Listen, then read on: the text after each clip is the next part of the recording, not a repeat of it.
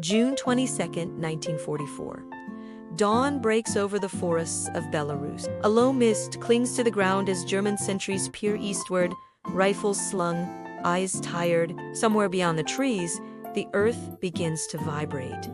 At first, it feels like distant thunder. Then the sound sharpens. Artillery.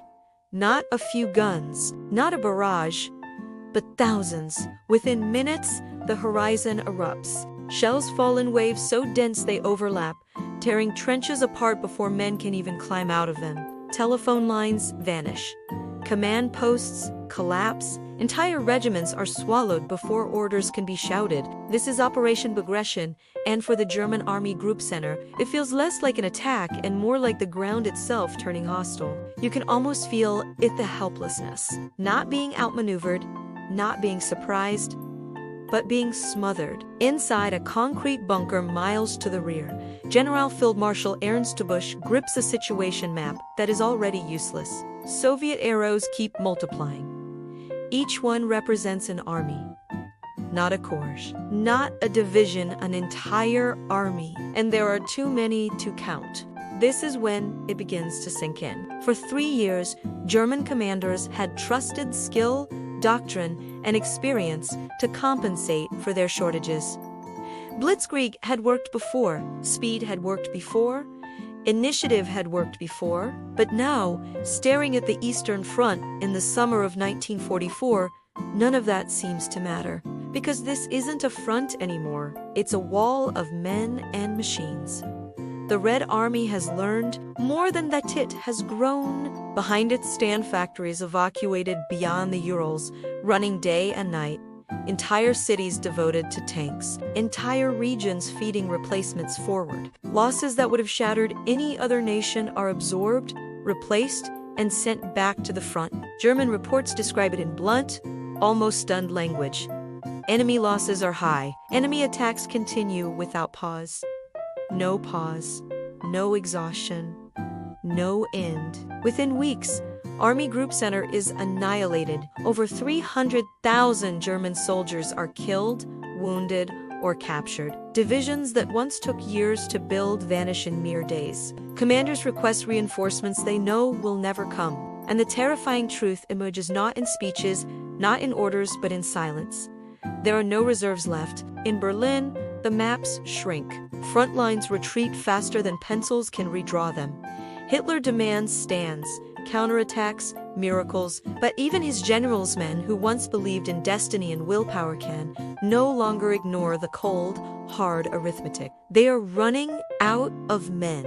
By mid-1944, Germany is fighting 3 industrial giants at once. To the east, the Soviet Union, fielding armies measured in millions. To the west, the United States, producing aircraft faster than Germany can destroy them. To the south, the British Empire, controlling the seas, skies, and crucial supply routes.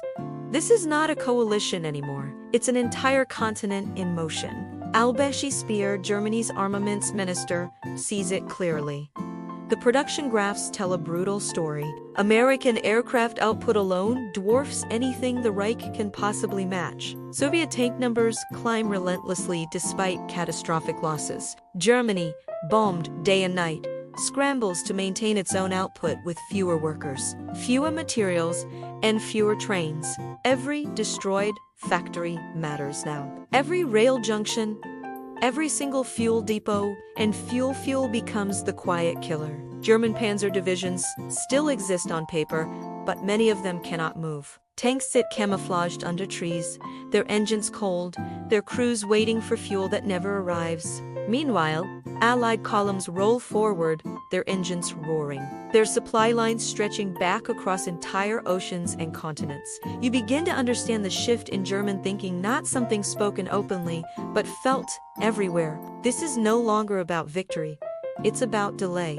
Field commanders start trading space for time, not to regroup but simply to slow the inevitable. Orders emphasize holding roads, bridges, and choke points. Anything that might force the enemy to pause, even briefly. Because pauses are the only hope left. General Heinz Guderian, once the prophet of armored warfare, now serves as chief of the general staff. His memoranda grow increasingly desperate. He warns Hitler again and again.